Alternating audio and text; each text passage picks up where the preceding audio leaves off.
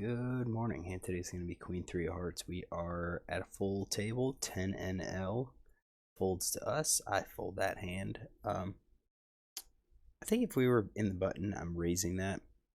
I think the cutoff's questionable. I think the cutoffs, if I'm in the cutoff, I'm waiting to see what do I think these players are going to do. If I think they're folding too much, then I'm opening that. I'm going to open up that Queen 3 off. If, however, we've got looser players or more aggressive players that will attack Steelers, then I think we're probably just going to fold that Queen 3.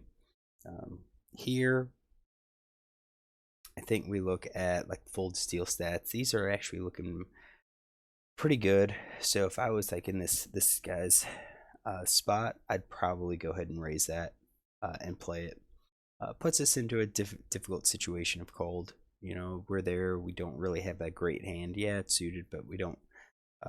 You know, our high card's a queen. We don't have any possibility for a straight and so forth. So we have to just be a bit cautious. But we weren't in that spot. We were in mid position, so we fold. We've got hijack, open raises, and then the blind called. Hijack starts with over 40, about 41 big blinds. Raises 2.5 right now. He's looking very tight. 11-7. We could see his raise first in stat from low jack is ace jack off. So we need to make sure he has, you know, ace jack off. The ISO raises in low jack with ace king. But he did not 3-bet with queens and aces.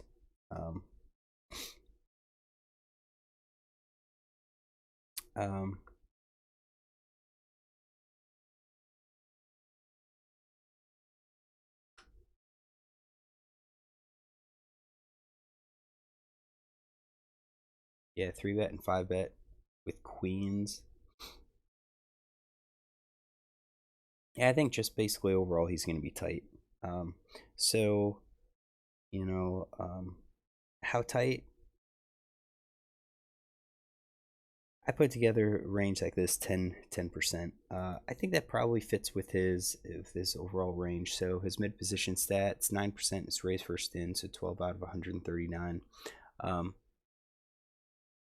He's played 9% overall. When he gets to the cutoff in the button, I think he starts to loosen it up just a little bit, starts attacking.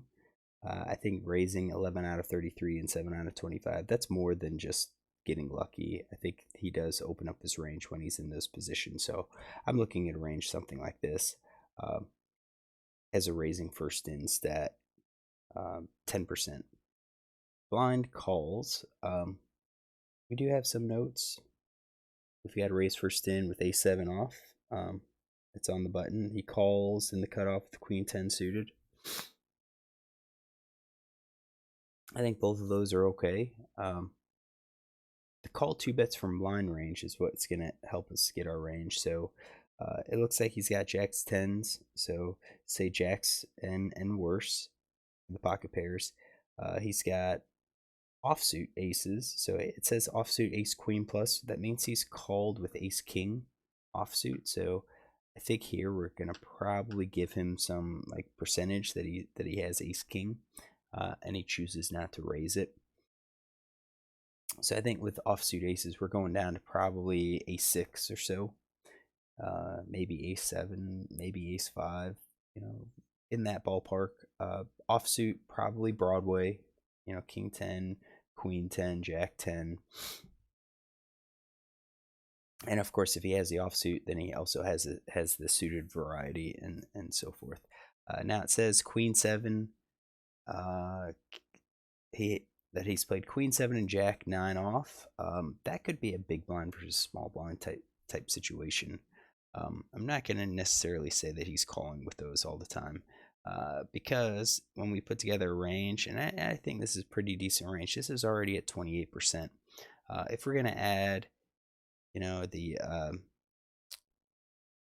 what did we say? Jack 9, and queen 7. You know that if he played the Jack 9, or if he played the Queen 7, he's playing everything better. So that's also probably playing like the kings as well.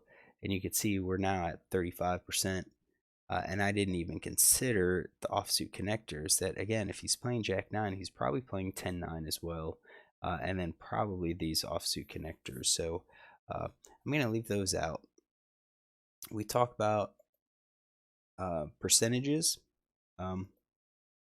So it was ace queen off plus. I'm going to put ace kings at 50%. I'm going to assume he would raise queens plus aces just 100%. I know that's a little bit wishful thinking, but I think he's going to raise those 100%. But with the ace king, I don't know if he judges suited as being stronger than offsuits, so I'll just have both of those ace kings at 50%. So we have our ranges, and now we see a board of 10-9-3, all clubs. Now, this could be a scary board. People are going to be scared because the club's out. Really, there's that small chance that someone has a lone club and will call down, at least down to the river, hoping to hit. But you just have to remember, if this board is scary to you, it's also scary to your opponents. So villain checks. He does donk a bit, 29%. So 2 out of 7. I don't think this is a board to donk, so I'm going to keep 100% of his range right now. Villain bets pot here, and we can check to see what his bet sizing is. It looks like his C bets have been like 50%. The first two hands where he has initiative, he was in position. He bet 50%. And with ace king, he had second in a three-way pot. He bet 50%. And at least the first hand, he didn't flop top pair. It was an 8-high flop. So here, it's unusual. It's different than what he has. His C bet's still, fairly high.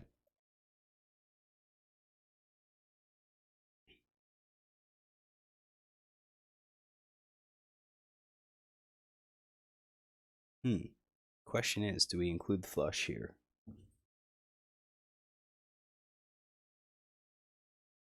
Maybe. Maybe exclude the ace high flush and include the kings and jacks. Charges the ace high flush to draw.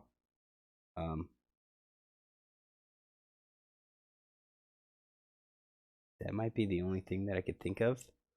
Of course, a turn could change it, but we would be violating our rule of hand reading, which is we narrow down our range. We don't ever add back hands.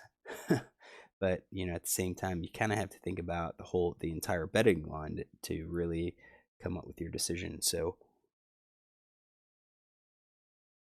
I think there are a lot of draws here, not just the flush draw, but also straight draws that I think we're going to include the sets and the overpairs, and I think are good top pairs. So like ace 10 and king 10 as betting pot here.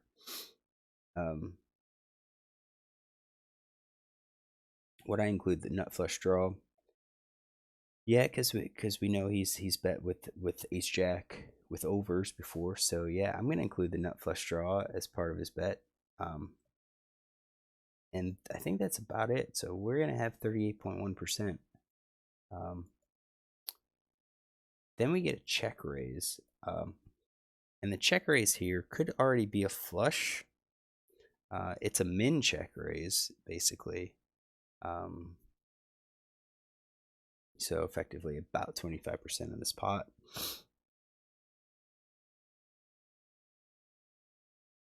Well, yeah, I guess it would be technically 25, but 3 times plus that. So it's like 4x, and then he raised maybe half of that, so 50%. But the raise itself, that 5 min raise, is about 25.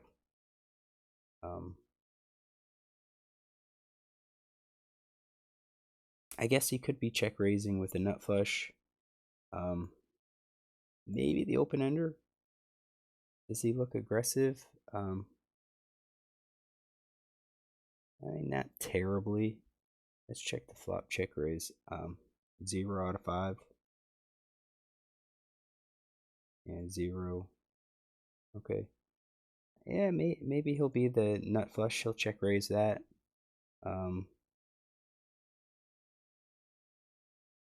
I don't think top pair is check raising. I don't really think the over pair is check raising. The sets, maybe. But more than likely the flushes.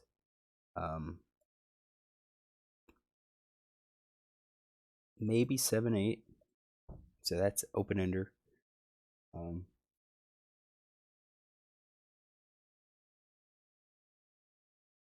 Ace and king.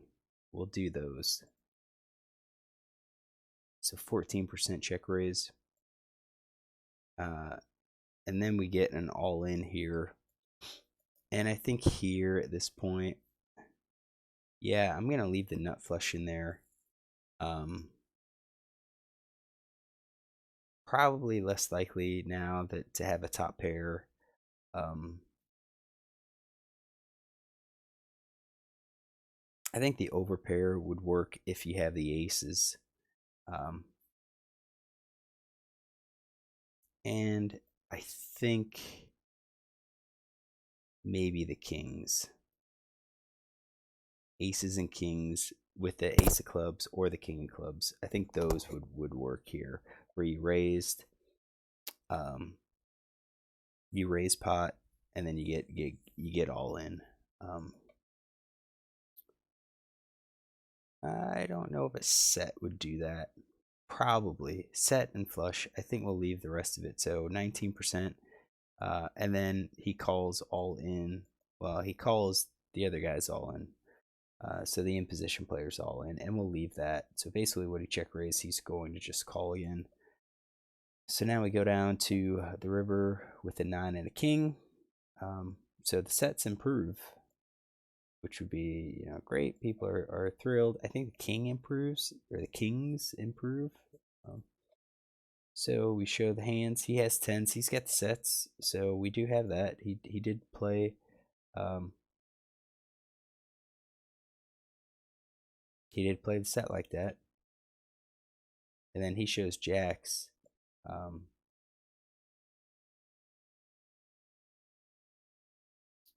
So we didn't throw in the jacks here. But I guess it makes sense with the jack. We did that. I think the aces and kings for the check raise. We kind of and then the nut flush. We didn't go with any other. And I guess that kind of makes sense too. So let's go ahead and check GTO on this. Bring this over. All right, so out of position player. We're going to give him that range. I think we're okay with that range. In position player. Go with that range. All right, board. T93c of clubs. Let's go back to the flop, 5.5. And our effective stacks are 38.8.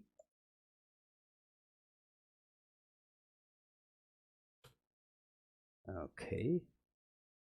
We'll do advanced. We'll do I guess the default will be 25. In position, we'll set the default at 100%. Build new tree, okay, and then we're going to edit it to make sure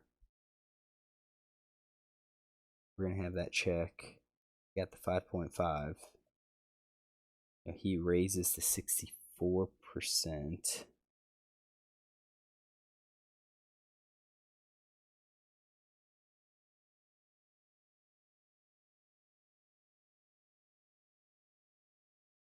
No. I think we said it was 25%. Actually, let's see if I could just type in 11.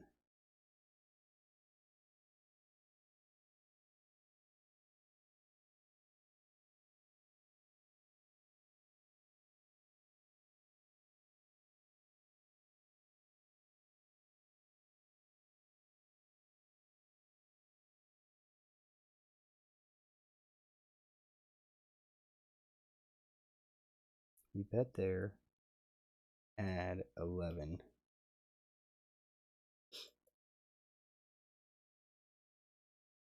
That didn't work. Let's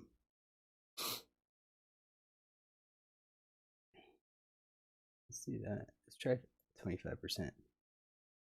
No, let's go 30%.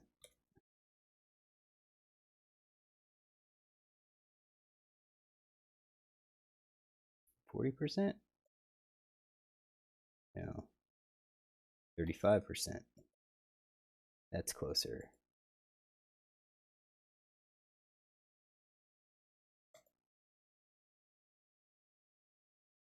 Okay, so that actually looks like the tree. We'll confirm that. We'll run the solver and we will be back. All right, solver finished quickly. Let's check it out. Villain checked 100%. This guy's gonna bet he's the short stack. He had tens, so we're tens versus jacks. He is gonna bet that size with sets and better, including his flushes, so his aces and his kings, king high flushes. Looks like queen jack could be a bet as well. Definitely only betting 35.8%. So I think we were like that. I don't think we were very high in his Cbet because he did bet so large. So I think that kind of, I think he's okay there. Then you get a raise. So villain raise with jacks. I just, we worked it out and it's like, yeah, we could put together some hands that would do that. I just don't. I'm not thrilled with the raise because he bet so large on a scary board. You've got a flush draw, but you have overs. You're still drawing to it, so I think it makes more sense for him to call, and then see what the turn brings. And then when the turn brings a 9, you're probably just gonna fold. So let's kind of see if that's kind of what GTO would have recommended. So he calls with the 9 of hearts, and then he checks like he should. Villain's probably going to be betting again. And possibly betting, half to try to encourage a call. And at that point, then your jacks are going to be raising. So I think even if villain calls, it looks like he's getting in at this point. But GTO definitely doesn't like him calling here. So he raises and then villain just shoves. So this guy seems to be playing okay. This guy just kind of had a problem. I still think he's probably going to lose his stack.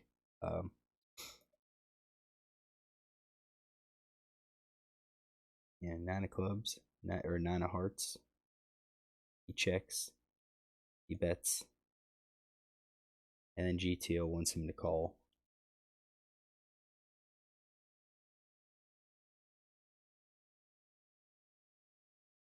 King of spades, checks, he shoves, should be a fold. But the turn, oh yeah, oh, did I bet I messed up and did jack of hearts. Yeah, I did. So 9 of hearts. So this guy's still gonna lose money, but he probably didn't need to lose his entire stack. I don't think I would have done this because I would have considered that pot size bet's a bit unusual based on his notes. So I'm thinking he's going to be stronger than usual because he could have just easily have gone half pot. So, anyways, I think we'll end here. Get this posted. Hopefully, you enjoyed it. If you did, look tomorrow for another.